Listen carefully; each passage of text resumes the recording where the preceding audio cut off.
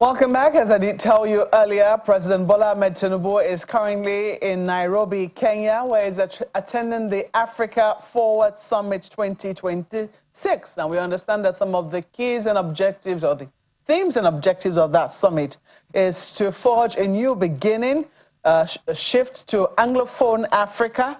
They want to build economic partnerships and also talk about security.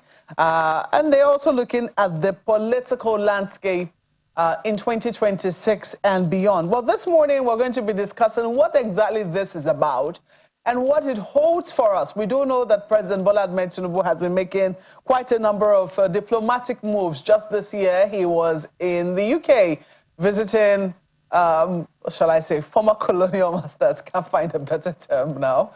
And he was received with plenty of pomp and pageantry. And you would have thought that, oh, we're renewing and rebuilding our ties with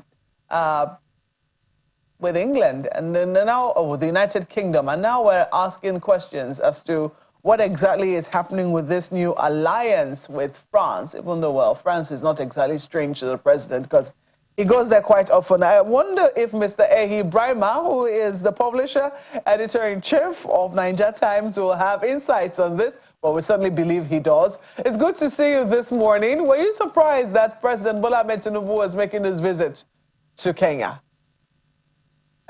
Thank you, Mark, and thank you, Ayo. Not at all.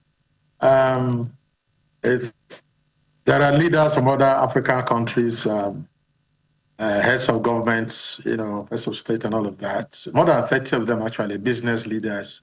I think it's a gathering of investors and government leaders. So it's appropriate for our president to be there. I'm not surprised. But talking about the summit, Africa forward. In other words, the context is we are moving Africa forward. Africa is rising. And let us begin to talk about partnerships and development.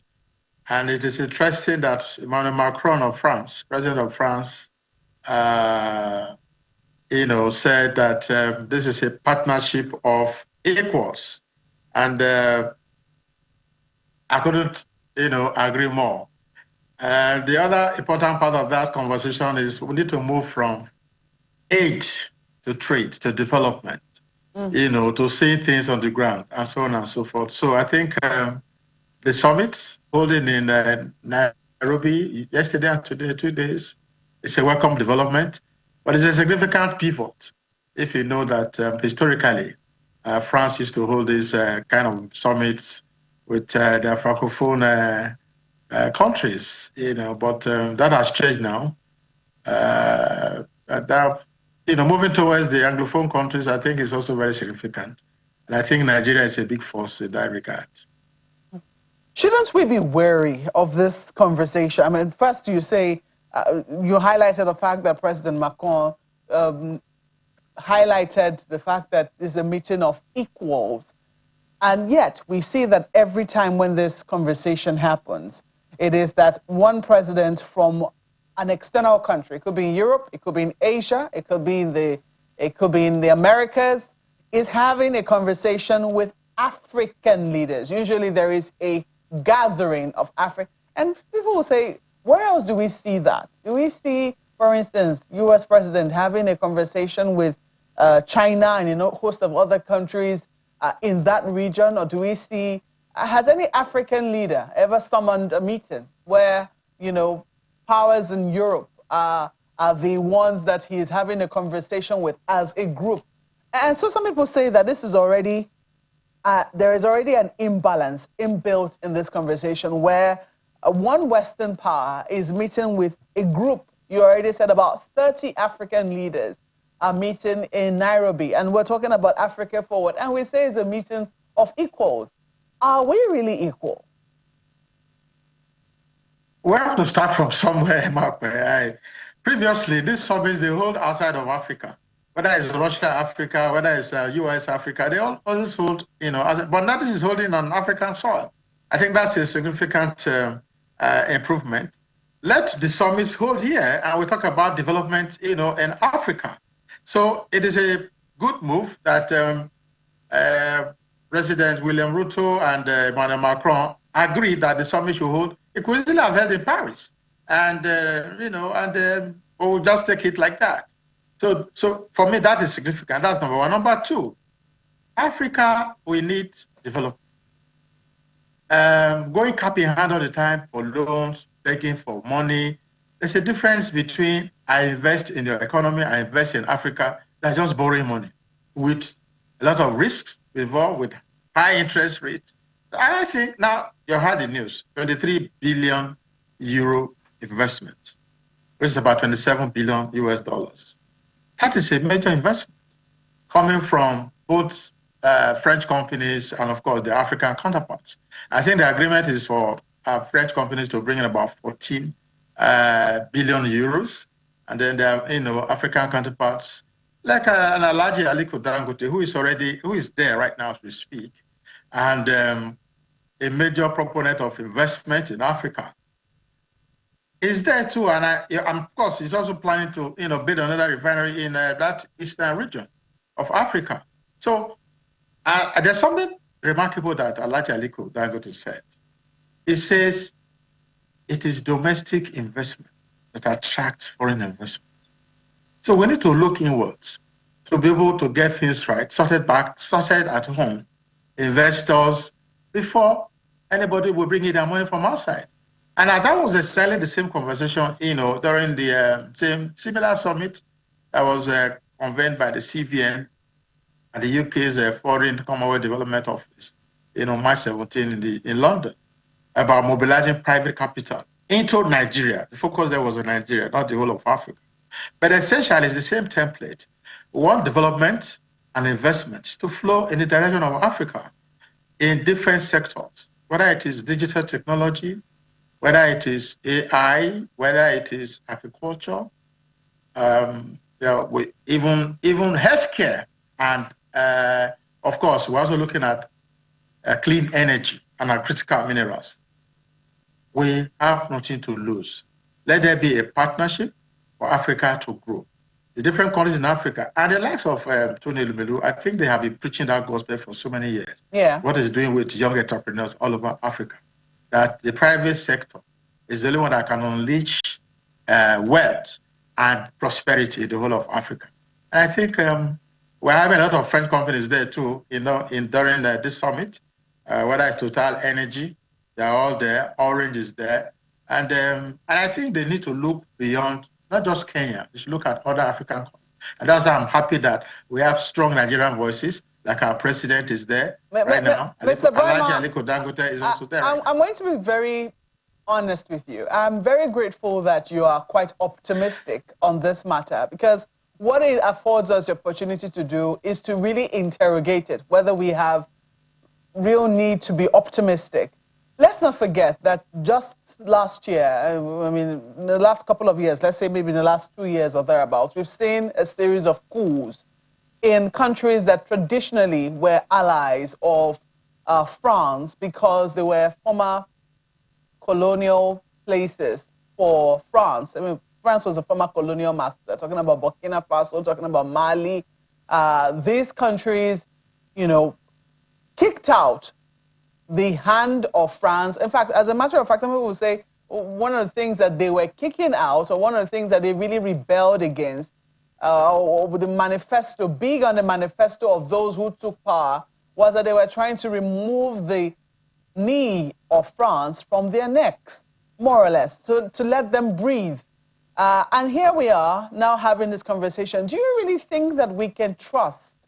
Because if France really wanted to have a meeting with equals, wants to see Africa move forward, and this is about development, and this is about, mutual progress for both, because certainly it's not a one-sided thing if this eventually yields profit, if this eventually yields progress. It's not going to be only progress for Africa, but also progress for France as well. But can we really trust, given the antecedents that we have seen of France in former colonial powers, beg your pardon now, in former colonial places where it held sway, such as Burkina Faso and Mali? Let's take it one day at a time.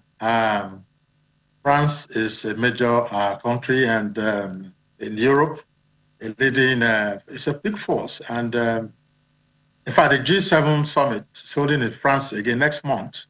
And I think Emmanuel Ruto is also saying most of the outcomes of this summit should be taken up at that G7 summit next month in France.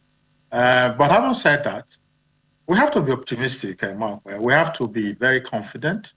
We have to be forward-looking that these conversations will change. I mean, Francophone Africa, yes, I agree with you. Maybe they may have been changed over the past. But I don't think there's going to be a reset, clearly, between France and the rest of, the Anglophone Africa. And don't forget that this is the first, summit between France and the Anglophone region of Africa. I believe that there will be more summits, more engagements of this nature. And indeed, investment deals have been signed. And I think for me, that's what is more important. I repeat that we have a lot of business leaders, right, in France, a lot of multinationals, a lot of organizations both from France and, from Africa. I just mentioned Alhaji Aliko Dangote, who is a major investor in Africa. He's there right now, and is championing the fact that we must have domestic investment. And I agree with him to attract foreign investment because charity begins at home. So let us not be pessimistic. Let us be forward-looking and see that these deals translate into positive outcomes, for African businesses, for African economies, and African people. All right, Ayo. Thank you, Mark. Yeah, Mr. Brahma, it's good to see you again. Well, there have been quite a number of summits on Africa, and just as you said, a good number of them held outside Africa. There's been the Tokyo International Conference on African Development, US-Africa Leaders Summit, Russia-Africa Summit, UK-Africa, Italy-Africa, Germany-Africa, Korea-Africa, India-Africa, Turkey-Africa, Saudi-Africa. Everybody is coming to Africa. However, is Africa interested in Africa? Recently, you may have seen that report as well, where Alhaji Aliko Dangote was saying something that Dr. Akinwumi Adesina had said when he was president of the AFDB, that it is costlier to export to African countries, in fact, to neighboring Ghana, than it is to export to Spain. Alhaji Aliko Dangote reiterated the same thing recently.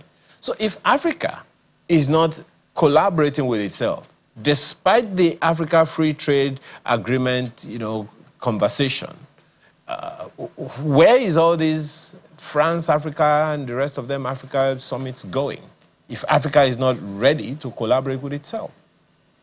I don't agree with you. What do you mean Africa is not ready to work with itself? Yes, we have our challenges, and I think the engagement, the process should just continue. The African Union is there, the African Free Trade Agreement is there, and that explores a massive market, in Africa for the rest of the world. And this type of summits and conversations, they just have to continue.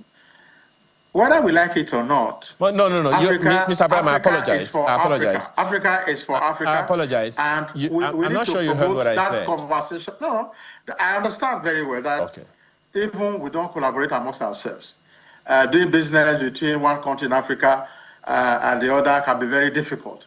Even flight tickets, Aliko Dangote once said that it's easier to fly to Europe than to even connect with some African countries where you want to fly locally, or even getting visas. And I think that's what he said. But I think, like Kenya now, if an African, you can go into Kenya, and there are no restrictions. You can get your visa on arrival. And I think for all our African countries now, it is so seamless to get into Kenya. And I think we should start our conversation. Let us borrow a leaf from Kenya. And if Kenya is hosting this summit, I'm not really surprised because they had prepared the ground, for easier access to Africa. So for me, we can make the point that Africa, we need to re-engage. We need to have this conversation to make regional integration easier and faster. We need to have visa access better and more coordinated. Yes, I will agree with you on those two. But to say that because those problems are there, then why are the likes of Aliko Dangote investing in Africa, by the way? So wherever there's a challenge, there's always an opportunity. Okay. That's the way business people think. That's the way entrepreneurs think. I understand that, and I appreciate it. But I'm saying that, okay, now you have also mentioned the African Union. What kind of conversation should African nations be having among themselves with or through the African Union, be it through regional blocs like the ECOWAS and the rest of them, and even globally across, all African countries? What kind of conversations should they be having? The U.S., is it the U.S. or the Italy conversation? The U.S.-Africa Leaders Summit held first in 2014 in the United States of America. Another one held in 2022. Question that a number of people will be asking is what has changed. Now, all these continents, countries, they are coming to Africa because they see the opportunities in Africa. It will seem like even Africa doesn't seem to be seeing its own opportunity. How much different, for instance, is Africa from Europe? Europe has been able to create itself into an economic bloc. ECOWAS is finding it difficult to unite as an economic bloc. We see I don't even know, if that thing is still working the way it's supposed to work. And there are those who have been looking at these issues and see African Union as not being the kind of continental force it's supposed to be. Moving from Organization of African Unity to African Union, and then we don't seem to be, seeing much needle moving. So what kind of conversation do you think, following this kind of summit being held in Nairobi, that African leaders should be having among themselves so that Africa will be the first to reap its own rewards? Yes, there you have a point, Ayo, that African leaders need to come together, even on their own, without having to wait for whether it's France or Italy or the US or Russia or China or Turkey.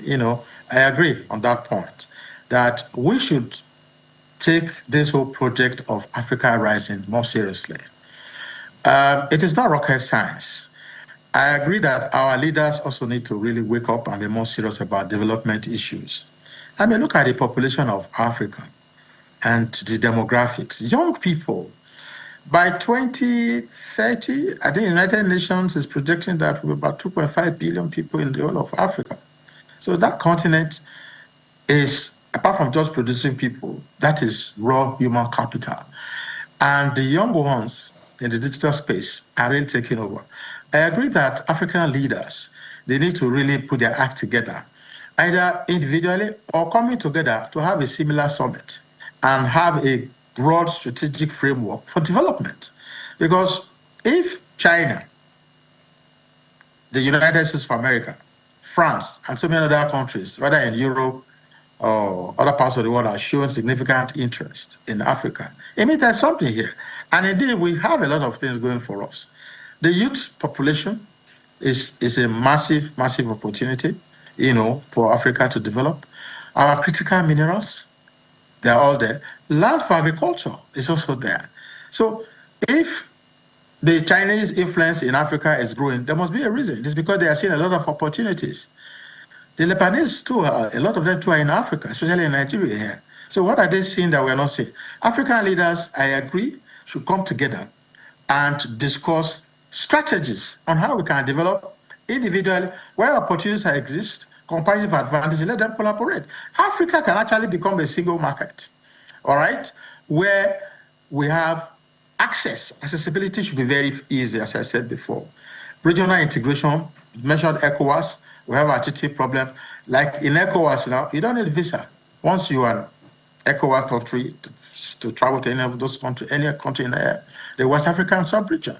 So those are the kind of opportunities we should be creating, to also attract investors into the region, and as much as possible to see that we have this conversation, maybe yearly. African leaders, apart from this summit that's going on in Nairobi now, should have an annual conversation, come together and see how we can forge a development framework in critical sectors, whether it is road, transportation, aviation, agriculture, digital technology, renewable energy. These are conversations we can have. And then we move Africa forward. Africa forward, clearly, I think I like the way they have framed that. And the idea that we should not just become beggars and asking for aid. We should be partners in development. And I think that is really important for me as a key takeaway from Nairobi. So what do you hope? So what do you hope to see when the president returns?